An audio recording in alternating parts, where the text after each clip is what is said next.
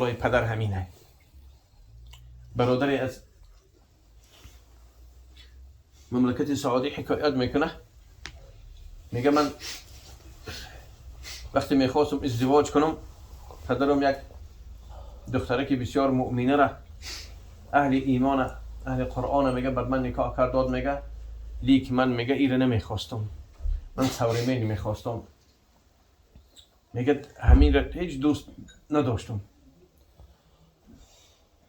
میگه از ما دو تا پسره که به دنیا آمد، میگه نام او را سلیم گذاشتیم، محمد سلیم. وقتی گذاشتیم میگه تفلک نابینا آمد. تفلک نابینا آمد. میگه وقتی که این نابینا شد، میگه نابینا به دنیا آمد، میگه من نسبت همسر میگه زیادتر، میگه بدبینیم زیادتر شد، میگه باز نفرتم زیادتر شد. میگه 8 سال از زندگی ما گذشت، من همسر من اعتبار نمیدادم قطر. لیک میگه در این دوام 8 سال دیگر فرزندان به دنیا آمده بودن، دیگراش میگه سلامتیشون خوب بود. بعد 8 سال زندگی میگه که سلیم میگه 7 ساله شده. میگه من کارم فقط رستوران به رستوران گشت، همراهی میگه رفیقای بجاگرد و کار فقط مینوشی و بدمستی که من میگه اونا رو به همین چیزها تأمین میکنم. رفیقامو میگشتیم. یک صبح جمعه میگه من لباسهای زیبا رو پوشیدم، میگه از خانه بیرون شدم، میخواستم میگه موعد داشتم، میگه همراه دوستا رفیقا باید که اون رستوران میرفتیم، باید که بدمستی و مینوشی میکنیم. در دوام 8 سال میگه من یگان رکعت نماز خواندگی نیستم. یاد ندارم که در 8 سال حیاتم من یگان رکعت اگه حاجی جاتون رو بشینین اما چی درسته. 8 سال میگه من یاد ندارم که یگان بار سجده الهی به جا آورده باشم.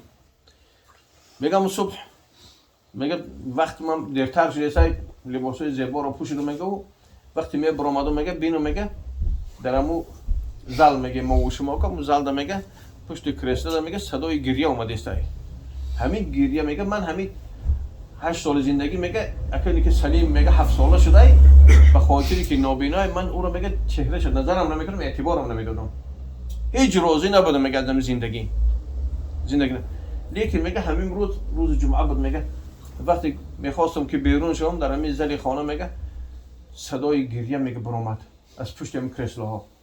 میگم کرسلا چنان میگه جگرخون گریه داره، میگه مرا جلب کرد به خود کشید همین گریه که من همون را هیچ اعتباری نمیدادم. گفتم میگه سلیم چی شد به تو، چی با گریه داری؟ بعد میگه نگاه دارم من برام، چی گریه داری؟ کجا در کرد؟ مادرت کنی؟ گفت میگه مادرم بیمارخانه رفت. گفتم چی گفت؟ چی داره بیمارخانه؟ چیکار میکنه در سر؟ گفت میگه محمد دادرم کسل شد، بیمار شد، او رو بیمارخانه برد. گفتم تو چی با گریه داری؟ بعد تو رو چی با بیمارخانه نبرد؟ تو رو کجا درد داره؟ گفت من یگان جام درد نداره، من بیمار نیستم، دادرم در من. پس گریت برای چی؟ برای چی گریه میکنی تو این قطر فیقان داری؟ گفت میگه پدرجان گریه من برای دیگر چیه؟ گفتم پس برای چه گریه ها؟ گفت میگه من یک حدیث مبارک رسول خدا صلی الله علیه و سلم شنیدم که روز جمعه هر کسی که ساعت اول از در مسجد داخل شد، گویا که یک اشتر در راه خدا خیر کرد، همون ثواب براش نصیب میشه. ساعت دوم گویا گاو خیر کرد، ساعت سوم گوسفند همیخیل آماده به مرغ و به تخم همیخیل. وقتی امام که بالای منبر برآمد دیگر هیچی نیست، دیگر او اجر و پاداش ها دیگر نمیشه. از روزی که من این حدیث شنیدم من یگان جمعه دیر کردگی نیستم، هر جمعه محمد دادرم مرا از دستم میگرفت و مرا جمعه میبرد به خاطر همین ثواب. امروز گریه من برای همون ثواب. برادر من بیمار، هیچ کسی نیست که مرا تا مسجد بره، من از این ثواب ماندم، گریه دارم، دعا دارم که خداوند متعال دادرم شفا بده که مرا از دستم بگیره مسجد بره.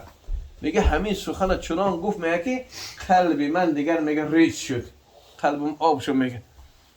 گفتم میگه در جام ایستادم، میگه دیگه طاقت کرده نتونستم، اشکار رو جمع کرده نتونستم. میگه تلفن گرفتم، رفیقام تلفن کردم که معذرت میخواهم من اگه امروز رفتن نمیتونم. هرچند میگه خفگی کردن که ما منتظریم بیا. گفتم میگه نه نمیتونم. آمدم میگه گفتم سلیم جان بچم صبر کن، هنوز بر وقته. تو را امروز محمد نه بلکه پدرت میبره. بلکه پدرت مسجد میبره. میگه چنان خوشحال شد و خرسند، میگه باور کن، گفت که حقا یا ابدی، گفت راست میگی پدر جان، مرا خودت مسجد میبری؟ گفتم میگه آخه تو مسجد نمیری؟ گفتم میگه امروز به خاطر تو میرم.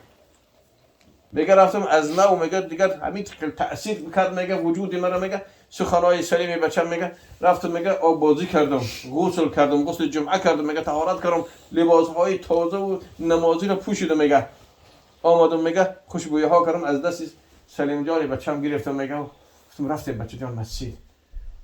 میگه سحر بر وقت مسجد رفتیم، میگه در مسجد داخل شدیم، شما از پشت من تکرار کنین. گفتم میگه بچم تو از کجا میدونی؟ تو از کجا میدونی بچه جان سوره کافره؟ گفت پدر جان من الحمدلله که حافظ کل قرآن هستم. مادرم در همین دوام 7 سال حیاتم مرا چنان تعلیم کرده که قرآن حرف به حرف من میدانم، حفظ کردم، صحیفه به صحیفه، نقطه به نقطه مرا او را حفظ کردم میدانم. مرا قرآن آورده بود، قرآن همون که نابیناها میخوانن، همون کتابایی که نقطه نقطه، میگه به همو از کیسش، میگه با همو رو برو آورد. گفت دیدی این قرآن چه؟ من همونه، من همه را حفظ کردم. مادرم مرا تعلیم کرد. مادری من میدونی که پدر جان که حافظه کل قرآنه؟ میگه من نمیدونستم که حافظه کل قرآنه، نمیدونستم. گفت میگه مادرم مرا تعلیم کرد همیره، پدر جان از پشت من تکرار. میگه الحمدلله، میگه از پشت فرزند خواندم، من میگه تکرار کردم و همین فرزند سبب شد، میگه که من الحمدلله از راه برگشتم و امروز 2 سال میشه که الحمدلله من حافظ کل قرآن.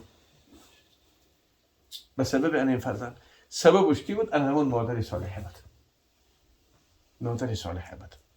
یکی از حقوق فرزند بالای پدره. دیگر حقاش زیاده. وقتی به دنیا آمد برای اون نام مناسب میمانی، نامی که معنای بهترین داشته باشه، پدر. و یکی از حقوقش این که وقتی به دنیا آمد در روز هفتم، یا اینکه هفتم اگر به مبادایی که میسر نشد 14، مبادایی که 14 هم میسر نشد در روز 21 او را، که اگر دخترک باشه 1 گوسفند و پسرک باشه 2 گوسفند کشته براش توی عقیقه بکنن، توی عقیقه بکنن. این وظیفه هر یک پدر. یعنی یکی خوراندن و پوشاندن و ایچه همش از وجه حلال باشه. حقوق زیاده. یکی از همه اساسی هایی که ما باید که اختیار کنیم، الله جل جلاله و اکرام ما و شما را خود مصلحت میده پروردگار که همسرای صالحه، همسرای مؤمنه را بگیریم. ما و شما، رسول خدا سلام ما و شما را تأکید کردن که فظفر بذات الدین تریبت یداک، ذات دین، اصل دین، صاحب ایمان شما اختیار بکنید تا که فرزند شما فرزند بهترین برایه. ببینید امروز انسان اگر یک نفر بخواهد دهقانی کنه، تمام دوستا و رفیقاش میپرسه که کجا در اون زمینی بهترینه که من بگیرم خواجگی دهقانی کنم. میخوام من فلان و فلان فلان دهقانی ها رو میخواهم بکنم، یک زمینی بهترین باشه. همیشه در سراغ زمین بهترینه. خداوند متعال میگه نساؤکم حرث لکم، زنهای شما کشتزار شما هستند. زنها کشتزار، چطور که این زمین ها در کشت میکنین، گندم میکارین، شما زغیر میکارین، جو میکارین، نخود، بگیم چی نباشه. امروز خلق لالگی مثال یافتن راه چی را بهترینه در لالگی، چی توگری میگیره گلاس و مدینه، بگیم دیگه راش. ان همین همسرای ما و شما کشتزارن که ما ایجاد تخم فرزند میکنیم. تخم فرزند به خاطری که از این زمین بهترین حاصل مثال میتید، همین زمین ما اختیار میکنیم برای ملینه مونه، برای گلاس مونه، برای چی؟ برای پسر یا دخترمون بهترین برآمدنش باید مادر بهترین اختیار کنیم.